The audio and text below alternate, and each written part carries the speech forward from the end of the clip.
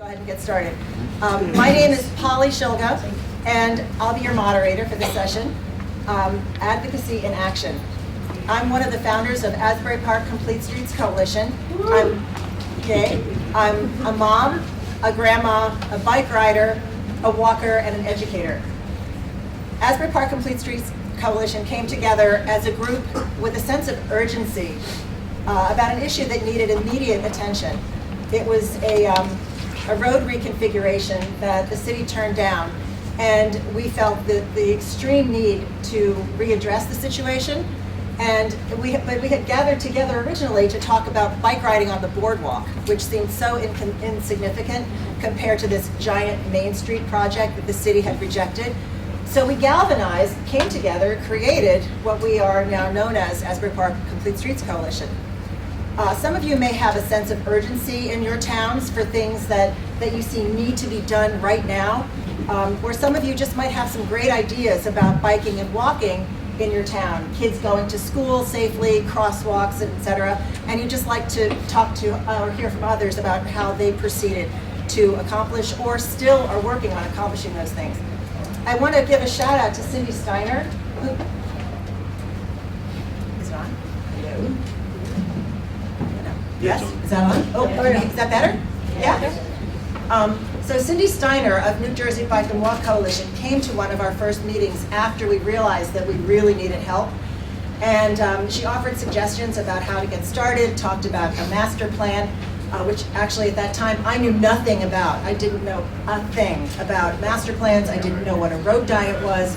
I didn't know anything about road traffic calming or road reconfigurations. So Cindy talked us through and continued to guide us. Today, the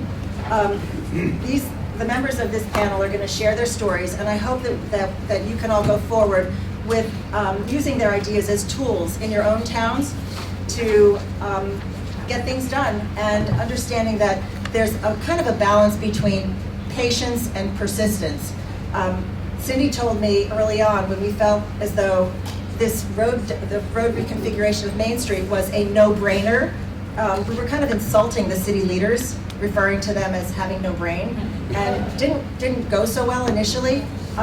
She made it clear to me that it's a marathon, not a sprint, and so we're still moving forward. Our transportation manager is not here today, he couldn't make it, but we have one of our other members of Asbury Park Complete Streets Coalition here to share some of our story and some ideas and thoughts about developing plans in your city. So to get started, Rick Lambert is Asbury Park Complete Streets Coalition, one of our founding members. Nancy Blackwood is a Complete Streets advocate from Red Bank. Ben Lucarelli, the mayor of Fairhaven, and an award-winning Advocate of the Year from New Jersey Bike and Walk Coalition. Anthony Tallarico, the mayor of Eatontown, who's doing some amazing things there. Kathleen Ebert from Point Pleasant Borough. Kenny Sorensen from Neptune City, and Doug McQueen from Asbury Park. So you can see that we kind of have a swath of 5 cities up and down the Jersey Shore. So now I'm going to just first bounce to Rick, who can continue a little more about our story in Asbury Park and fill in a little bit about that beginning history, and then we'll work on through the panel. Rick? You take the microphone? Oh, I thought she was going to get us 2. Okay. Please come out. Do the microphone. Hi, I'm Rick Lambert. One of the founding members of the Asbury Park Complete Streets Coalition. And my involvement, I've been living in Asbury Park about a year. And I was interested in kind of getting involved in the community, but I didn't really know anyone there or what to do or anything. So I went on Nextdoor, which is, I don't know if you're familiar with it, it's a social app, a city social app, and saw this thread talking about this road diet issue that was occurring, planned for Asbury Park, and there were just tons of negative comments, and there were a few people that were piping in and getting support for it. And I have a background in planning. I've worked as a city planner in New Orleans for several years. I'm not in planning any longer, but I had a background in it, so I kind of chimed in and was kind of giving my support for it. And Polly actually reached out to me and asked me if I'd be interested in working with the coalition. So that's how I got involved.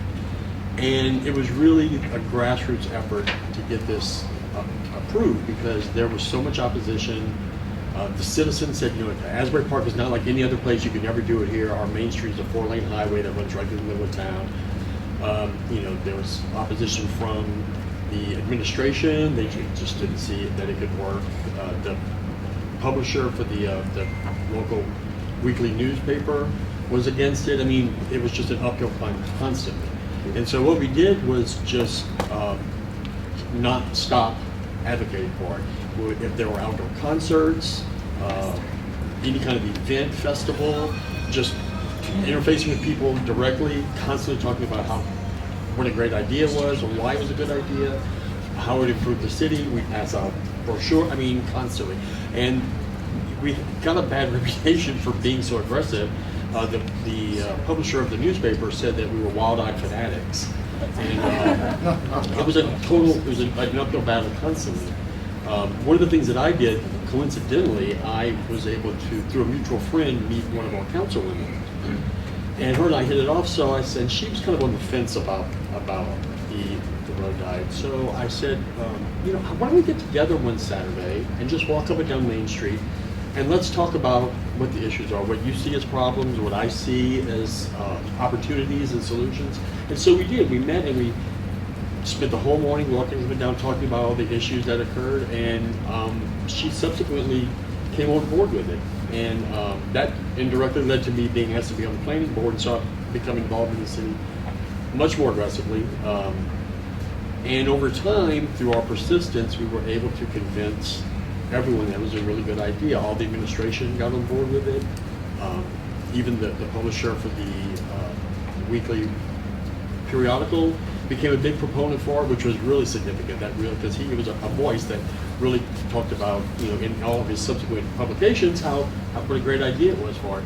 And through perseverance and constantly, getting in people's faces, we got a buy-in from the majority of the community. And so now everyone seems to want to take ownership in it. They're like, oh yeah, we supported it from the beginning, and they're all on board with it. So it's really been a real proof of how a grassroots organization can really affect change in your community. You just have to be persistent, have your facts, know what you're talking about, and don't be afraid to get in people's face and talk about it, and expect to kind of be pushed down, but get back up and continue to fight for it.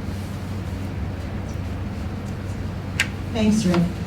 That's a perfect example of taking a walk with one of the leaders of the city, making your presence known in the city, I was calling it, after our obnoxious beginning, and where we were offending people by saying no-brainer and showing up at city council meetings and sending emails and making phone calls. Then we started a charm campaign, a friendly campaign, where we began to just engage with people in the city at the city administration level.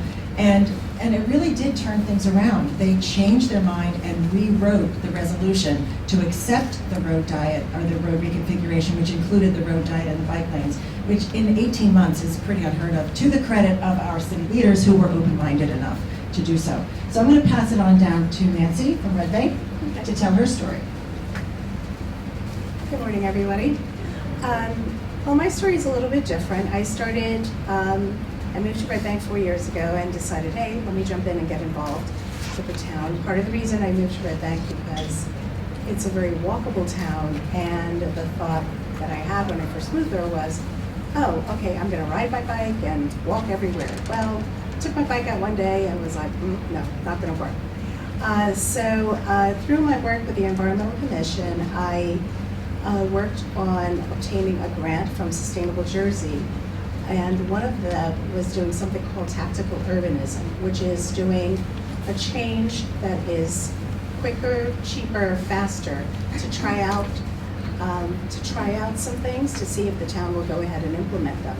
So we decided that we were going to look at intersections, and we all met. We brought the council person, we had our board administrator, as well as members of our Environmental Commission Green Team, as well as the folks involved with Boys Transportation Center, Sustainable Jersey, New Jersey Transportation, NJTPA, and they took a walk around town with us. And they saw that we had a lot of challenges because Red Bank is a town that, it's a small town, only 12,000 people, but we're also a diverse town and we have varying income as well as racial diversity as well. And we have this one particular intersection, we have a lot of people where we have all users of the road of pretty much conversion. And that's on Dr. James Parker Boulevard and Bridge Avenue. So we have people that actually cycle to work out of necessity, transiting that intersection. We have the industrial side of town, which is basically one block, but then you have big trucks passing by. You have a daycare center down the street. You have Boys and Girls Club right at the corner. And so we gave Sustainable Jersey and Tories Transportation, VTC, the challenge of how can you make this intersection safer for us? And what they did is they came up with a design, which was that we would paint the intersection, put a mural in there, put up bollards to make it safer for people to get by, as well as enhancing the crosswalks. And we did that to test it out. Now, what we did not do is that we didn't have a big meeting with the whole community to say, hey, this is what we're going to do. So we used the element of surprise. And it was very favorably received the day that, people noticed, oh, there's this bright green intersection. I guess that means I have to slow down. And so anecdotally, what we are seeing is that people do slow down at that intersection. Cyclists are feeling safer being on the road. And with the bollards out, we don't have people parking in the yellow line of the intersection, which would prevent good vision for drivers turning. We also have our law enforcement enforcing with more parking tickets as well. So that has proven to be a success. And Red Bank is going ahead to make the changes permanent and update the mural because that was temporary paint and it looks really accurate now. What this has led me to become more involved in is Complete Streets for All. So I took a Complete Streets course and I've been trained, and now I look and I analyze the sidewalks everywhere we go, and I take a walk into Borough and say, these sidewalks over here need to be fixed and it's not safe for all users of the road. And through our advocacy, through our green team, we are making changes. The bank has received Safe Routes to School silver certification. So we do have, we do want to make our roads safe for the kids to walk to school. We do have a traffic circulation study that's coming into effect. So as we make changes throughout town with the traffic circulation study, we can make sure that we have make our roads safer for pedestrians and cyclists. That's it. So that's a great story. Tactical urbanism actually is something I would suggest that everybody search online. It's also known as guerrilla urbanism. Sometimes you see some real creative painted things and obstacles in the middle of the street in certain cities to calm traffic. And I love that you were doing walkability audits through the city. So getting out there, getting on your feet, as Rick mentioned, too, taking a walk with city leaders. Thanks, Nancy. Ben Lucarelli. Hey, good morning, everybody. How are we doing? Good. I'm Mayor Ben Lucarelli, the Borough of Fairhaven. I am an avid cyclist, and I'm an advocate for Complete Streets. My journey with this began about 8 years ago. The Monmouth County announced that they were going to pave 2 county roads in the peninsula area of Rumson, Fairhaven, which is connected to Red Bank and Little Silver. With that, I got together with the Two River Council of Mayors, which Mayor Anthony Talrico is also a member of, and we discussed moving forward with making a demand for bike lanes on the newly paved roads. After all, Fairhaven had a complete streets policy. Rumson had a complete streets policy. Monmouth County had a complete streets policy. The state of New Jersey had a complete streets policy. We have all the policies. Let's do it. Then the fight ensued. And there were meetings, there were shouting matches, and the shouting matches came down with a freeholder, an assemblyman, a senator, and the county engineer. And I'd already been down to DC. I had met with Secretary of Transportation Anthony Fox. At the same time, the New Jersey Commissioner for Transportation was Jamie Fox. So I'm in the meeting, and Ben, why are you so sure this should happen? And I said, well, Secretary Fox says places matter and this is what we should do. And they said, no, Ben, it's Commissioner Fox. I said, no, I know Jamie Fox. I'm talking about United States Secretary of Transportation, Anthony Fox, says this is what we should be doing. Then I dug in, and we found out some more facts. Although we had a policy, what we didn't have was a plan. So working with Cindy Steiner, and I can't tell you how wonderful Cindy Steiner is. She's absolutely amazing. When you get down to the bare knuckle fights, her advice is crystal clear. And I can't say enough about Cindy. So it was pointed out to us, we don't have an active transportation plan. Through Cindy, we went to the New Jersey DOT, we received a grant to have an active transportation plan established. Going through this plan was one of the best things ever to happen to Fairhaven. Because what we did was, we put out a survey monkey with a set of questions that were developed by the engineering firm that was doing our plan. Once we got the results back, we developed our active transportation plan, showing where the trips were, showing where the areas where people were going to. And that resulted in our active transportation plan, which was then attached to our master plan. So that's where we are now, and we're about to repave River Road, which is a county road, and the active transportation plan will be implemented on River Road to the best of the ability. So it was a long, drawn-out battle. We got it accomplished. There is now a bike lane from the Red Bank border going down Harding Road, which then turns into Ridge Road, which then switches over at Buena Vista and goes to Rumson Road, and then goes all the way down to Seabright, which then connects with Seabright, which eventually will get all the way down to Asburyport. Okay? And Anthony's going to talk about interconnecting all of that in a little bit. What I also want to say, the message you can bring back to your politicians, your mayors, and your council people. Fairhaven, when I became mayor, was a town that had an assessed valuation of $1.4 billion. Okay? We've got a good school system, and our kids bike to school. Because of the bike lanes, because of the notoriety it achieved, and the changeover in housing, we've increased our assessed valuation of the borough from $1.4 billion to over $1.8 billion. In 8 years, the value of our homes has gone up 30%. Right? This has had a tremendous impact upon our tax rate, our taxability, and our credit rating. We're a AA+ credit rated. If we were bigger and we didn't have the New Jersey state liabilities for pension and benefits, we'd be a AAA entity.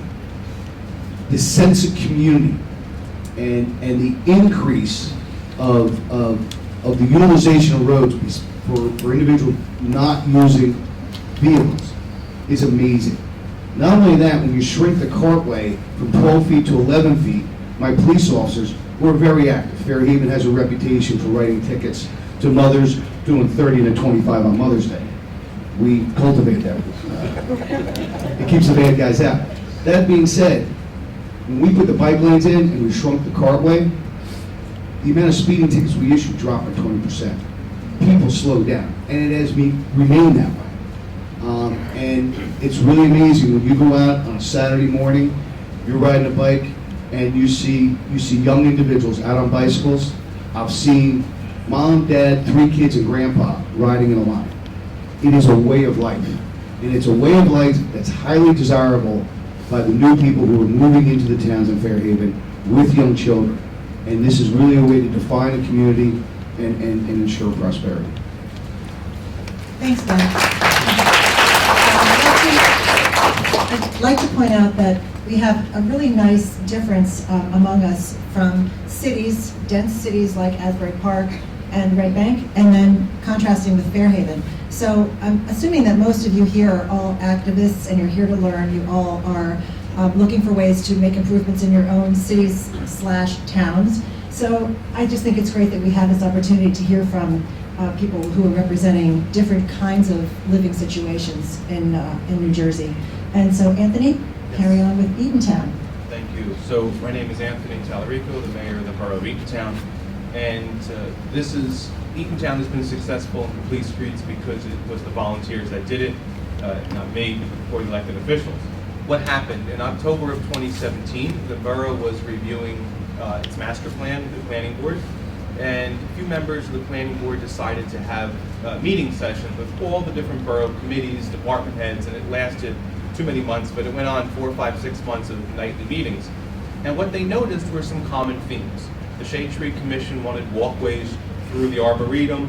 The Beautify Committee wanted to have clean avenues for people to visit. The Historical Committee wanted walking trails through our historic area. The Traffic Advisory Committee was concerned about pedestrians and bicyclists. The Environmental Commission and the Green Team had their issues with sustainability. Everybody was using the same words, but they weren't talking to each other.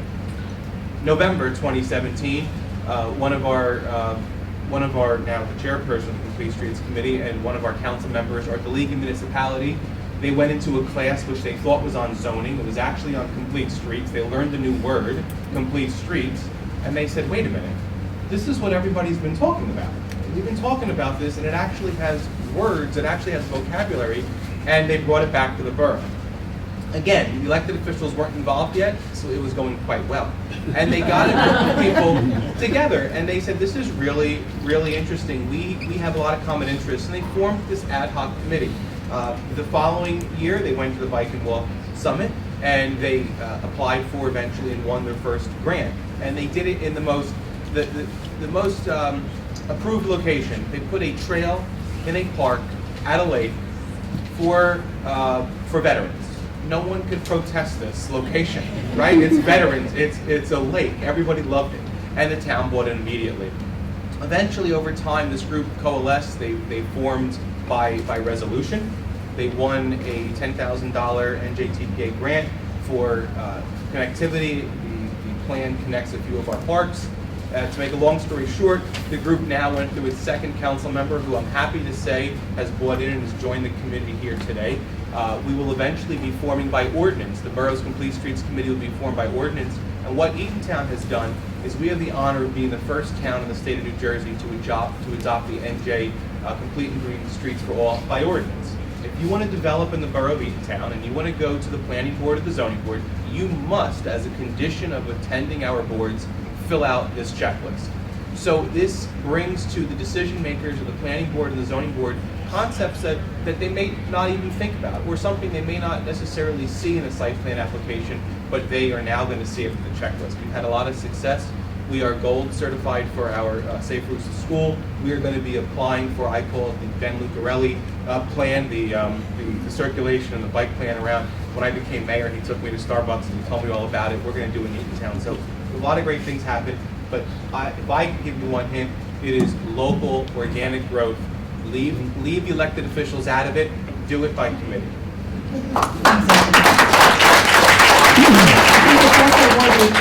It's worth noting and underscoring the fact that the way that our Complete Streets groups have come together is very distinct. In our case, we have that sense of urgency. We looked for people to help us out. We went into the community. In the case of Eatontown, there were various entities all saying the same thing. Then the mayor pulled them together to create an organization, to create a group. So Kathleen, with that, I'd like to pass it on to you in Point Pleasant Borough and your unique take on things. Thank you. Is this on? Yes. Okay. My name is Kathleen Ebert. I come to you as a mother in a community in Point Pleasant Borough. I had gone back to school in the, excuse me, of course I'll cough. I went back to school back in 2008 after I moved to Point Pleasant Borough. I was familiar with it. My grandparents had lived there for decades. But I had gone back to school. I went for interior design at Brookdale and discovered architecture classes that led me into planning classes, and then I transferred to Rutgers to the Boston School and graduated in 2016 with my bachelor's in planning and public policy. So that's my little background, but along the way I did some research and studies and projects based mostly on Point Pleasant Borough, and due to my small children in the family, I'm home with them, so I was trying to find something I could do in my community to make it better and use my schooling and whatnot. So I formed a Complete Streets advocacy group called Point Pleasant Borough Complete Streets, and I have been basically just trying to garner more numbers of people to be interested and go to meetings and get involved, and I've been doing all this through, I figured the low-hanging fruit was like education and awareness. I set up tables we have an Earth Day celebration every year, so I'd set up a table, and in the past, the Greater Mercer TMA would come and help, and now they're working with the town, which is awesome. But I go and do that and just spread awareness on like what, Complete Streets is, and like how if people feel like they want the town to be more walkable or bikeable, and like what that means, and everything like that.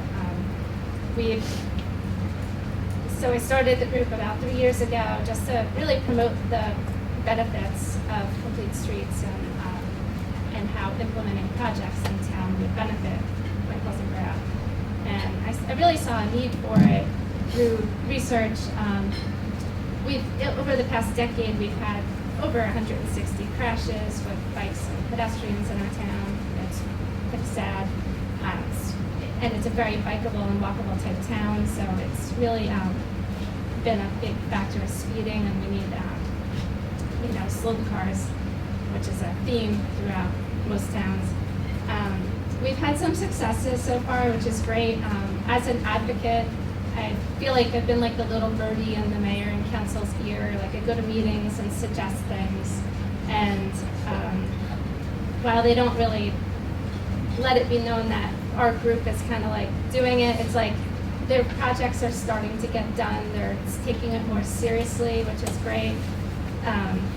Our town just got awarded last fall with gold recognition for safe routes to school, and it's all things that our group is kind of doing behind the scenes, like we're doing walk audits, little things like that, like the checklists that the town, the council, mayor weren't really doing. So we're doing that, and they are doing things as well, but in combo, it was gaining better recognition, like the higher level in the safe routes to school recognitions. The police started a Street Smart campaign, which is great. So they're really, working to enforce slowing the cars and spreading pedestrian and bike safety awareness as well. Last year, we had the Greater Mercer TMA and the police participated in a bike rodeo, so the entire third grade population was educated, and they did it during school hours, which is awesome because then it hit all the students. So that was a great little success. I feel like as an advocate in your town, like a really important thing is like working as a liaison in the background to get the right actors involved with the right people, and it really has been like successful at getting little projects done and whatnot. Overall, there's been a lot of great little successes like that, but there was one that I was a little disappointed in. There was a big a repave job on Bridge Avenue, which is a main arterial. It's a county road, and there's room, according to the people in the know, that there could have been bike lanes, but they narrowed the travel lane to 11 foot, and now we have really big wide shoulders that have high speed passing, which is a big disappointment. It's like talking to a wall sometimes, I feel like, as an advocate, so I was trying to, try to suggest these things, like to get bike lanes and all, and it just didn't get to the right people, so. Anyway. Kathleen, thank you. That's pretty much. I think where you're going now is where we have all had some frustrations, maybe some successes, but we're all moving in the direction of and educating our city leaders and the community as to how we really have a need for complete streets in our cities and towns. Kenny, I'd like to pass it on to you. Kenny's the subject of an award-winning documentary called Bike Riddim, which I'm not really sure where you can find it, but it's really beautifully done. He's a bike commuter and has some stories to tell about Neptune City. Hey, everybody. Neptune City is different from the other towns. It's a suburban, it's not a beach town, it's not a city. It's a suburban town with car culture. And they really did not respond to any. We live a half a block from a dangerous road, Memorial Drive, Monmouth County Road. And I would describe the road as social engineering. It's there to keep people from walking from the west side to more exclusive towns like Bradley Beach or Avalon. And it's been maintained as such. So dangerous. It's everything like that people here are against, 4-lane road, no shoulder, 45-mile speed limit. So, very, very dangerous road to walk across. So that radicalized us. And when we were up against this thing, it was a very, very frustrating thing. To us, it's like, how can you leave this road like this? There's an accident once a month, people get hit by cars, and they shrugged it off. It's always been like this. That was the most common thing that we hear. So when I hear like all these people that are like new to their town, that's why we're getting things done. Because the people that live there say, oh, it's always been like this. They don't do anything. They accept it. So, we didn't accept it, and our story is just not too many successes. It's full of, you think I was making this stuff up. We put signs out, slow, drive like your children live here or whatever. And it really caught on. Our whole block did it. So the town chief of police was offended, and he threatened to give us all summonses and took them down. And he said it was a safety threat. It was distracting drivers. So, that's the kind of thing we're up against. He told us to stop complaining and move. This is the chief of police. So our story is completely different from the mayors on the board. We got hassled for it. They gave us summonses for fences being too high. Really hassled me and my neighbors for complaining about a dangerous street. So some people get things done. Maybe this road something's going to happen. It's a Monmouth County road. I think that our message got through, not because of the town, just because of us. We went beyond. We found out the DOT was doing a walking audit of the street, so we tracked them down and we followed them and told them, look at this road. It's a moat. It's not a road. It's a firing moat to keep us from going over there. But and I think it's going to happen. I think they're going to reconfigure the road, make the road wider or whatever. But for us, it's been an uphill thing, there's mayors on this. In our town, the most common thing for people complaining about at a town meeting is speeding traffic. But they are not listened to. The people that complain about traffic are treated like cranks. Move. If you don't like it, move is the attitude to it. But I think we have a new mayor, we have a new chief of police on better terms with these guys, but it's really, in our town, it's a big uphill battle, completely different from the beach town, totally different from Asbury Park, just a mile away, nothing like Redneck or Rumson. There's just no money, and no one really wants to do anything. It's a car culture place. They would rather be able to speed around, I think. So, also there's one other thing. There's this, a regulation, a rule, that as long as 85% of the drivers are within 5 miles per hour of the speed limit, then there's really no problem. And if you trace back that regulation, it was sponsored by it's a lobbyist for road builders. And the fact that it's still being used 50 years later, when it was such shaky science to begin with, and people make decisions on this very, very questionable regulation. That's one thing anybody that repeats that thing to you is not on your side. If they say, well, as long as 85% of the cars are going under the speed limit, they're not going to be any help to you. But I'm sure there's people that have better experiences than those, and eventually maybe something will change. Maybe we'll get a little bit better in our town. But as of now, we're an example of everything that you should not do. Okay, that's it for me. Thanks, Thanks. Kenny. Thanks so much. Your story kind of touches on one particularly important thing, which is that road safety is a social justice issue. So you mentioned that Memorial in Neptune City is like a moat. It's definitely something to think about. it does separate people, and that was one of Anthony Fox's Secretary of U.S. Transportation Department made a point about, that roads should not separate neighborhoods. And the other thing is the 85% rule, so if any of you are curious about what that means, take a look online. It's really staggering that that's a thing.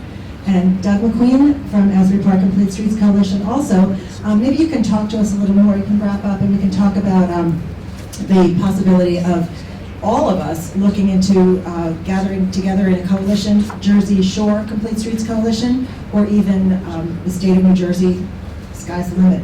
Doug, thanks. Thanks, Polly. I won't take up too much time. I'll just try and make a couple Oh, I'm points. sorry, that- one thing.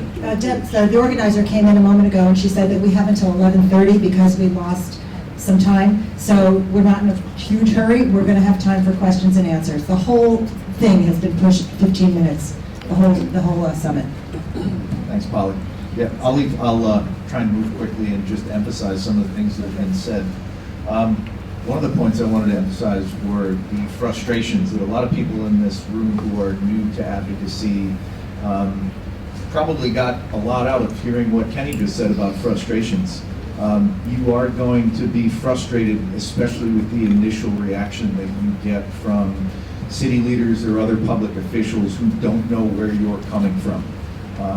I actually sat in the room for a couple meetings with Kenny and have seen how much pushback is possible from local leaders that aren't yet on board with your message. So probably one of the best ways to mitigate that, and it's something that's been said up and down here, is educate yourself, speak the correct language before you try and go into to meet with city leaders. One of the best ways to do that is what we're all doing right now. Is we're all here at this Bike and Walk convention, or part of the Bike and Walk Coalition. And Cindy Steiner has been a great resource for teaching us how to use the right language and how to ask the right questions.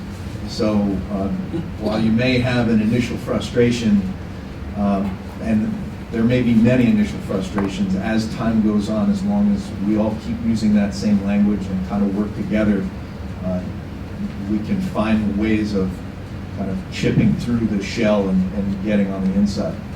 Regarding getting on the inside, another avenue of achieving success that we've seen and that we were very lucky with in Asbury Park was having a city leader like our transportation planner, Mike Manzella, who saw the problems through the same lens that we saw them.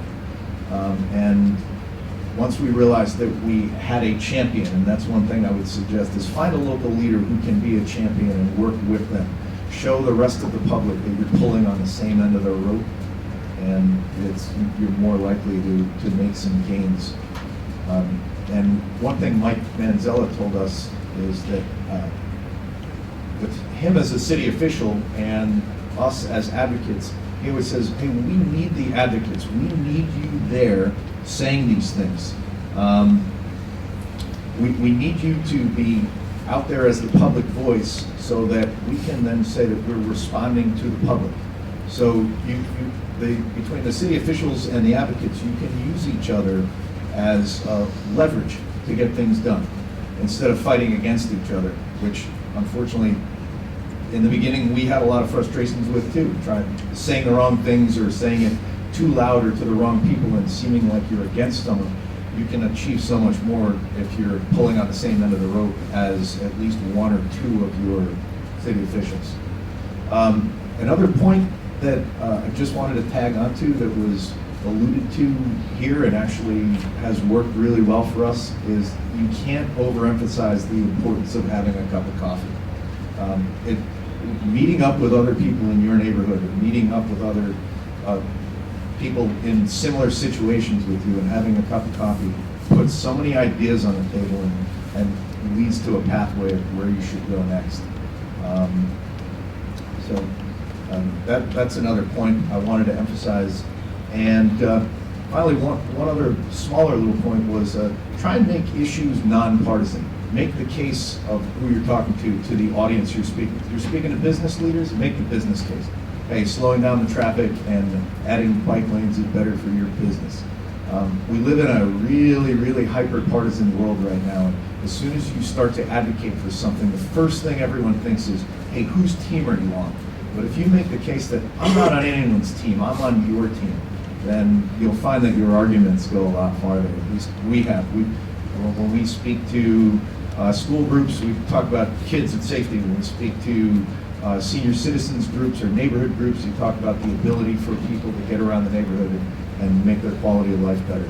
So it doesn't have to be about whether it's Republican or Democrat, or you don't have to wear a label about whose team you're on. You just have to address the issue to the audience you're speaking to and show them how much better it is for them.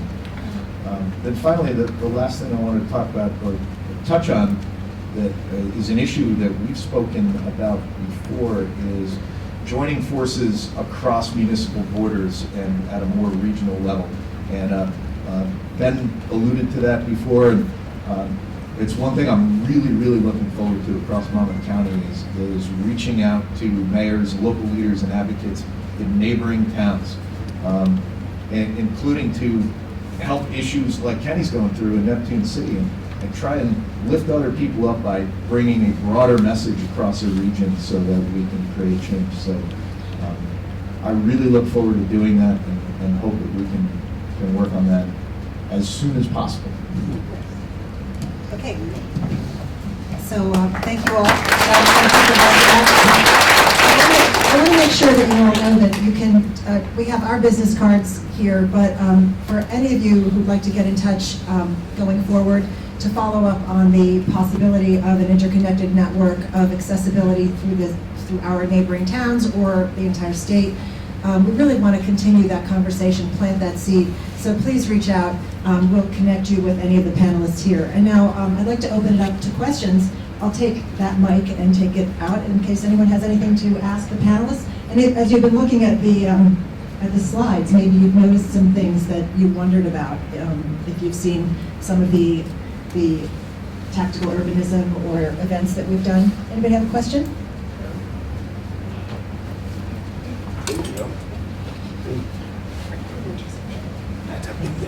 Hi, this is Ted. Everybody, my name is John. I live in Bergen County. I'm a bike rider. I don't have any affiliation. And I'm wondering, how do I do what you guys did? I don't even know if anybody else in the county is interested. I've talked to bike shops in the area. I've got anecdotal information that everybody's afraid to ride in the county. I've talked to the North Jersey Bike Group who directed me to Cindy Steiner. He runs bike tours, but he doesn't want to have safe streets. That app I was referring to, Nextdoor, might be, that app I was referring to, Nextdoor, might be a good way to start, because that's how I found out about it. Nextdoor? Yeah. Social It's a networking in social- general. Social network. Okay. Yeah, and Write it's that down, I'll look it up. Yeah, I mean, that's how I found out about what was going on in Asbury Park, and it was very instrumental in building a coalition to support it. So Sounds good, I'll look there. Yeah. Thanks very much. I Anybody was gonna else? say, does your town have an advocacy group at all? Like, Well, I'm in a small town, it's Pagoda. All the. do they have any kind of like bike safety I don't think so. group like through the town? Yeah, probably have to look at it a little more. All Maybe. these towns are connected though. Yeah. So that's why I went to the county level. And what I found out there was that the county has a program they developed with consultants about 5-6 years ago after a fatality in Paramus, but they never implemented it. And I was able to reach out to one of the freeholders who I knew. And the rub there is that the local towns don't want to do bike lanes. The reason why is they don't want to take parking away. And then it gets back to an issue of electability. So even though I know this person, she dropped the issue. And obviously she sees that it's not going to go forward. Okay. Well, maybe find out who your I'm not sure who your local TMA person is, the transportation management. Okay. Yeah. All right. Yeah, there you go. Okay, great. Thanks, Lisa. You're in good hands. Anybody else? We have about 10 minutes left, so let's try to get everybody's questions out. I'm Kurt. I'm here from the East Stratton Collaborative. We recently started a traffic safety organizing committee at my organization. And I just have questions for the elected officials and then for the more grassroots as well.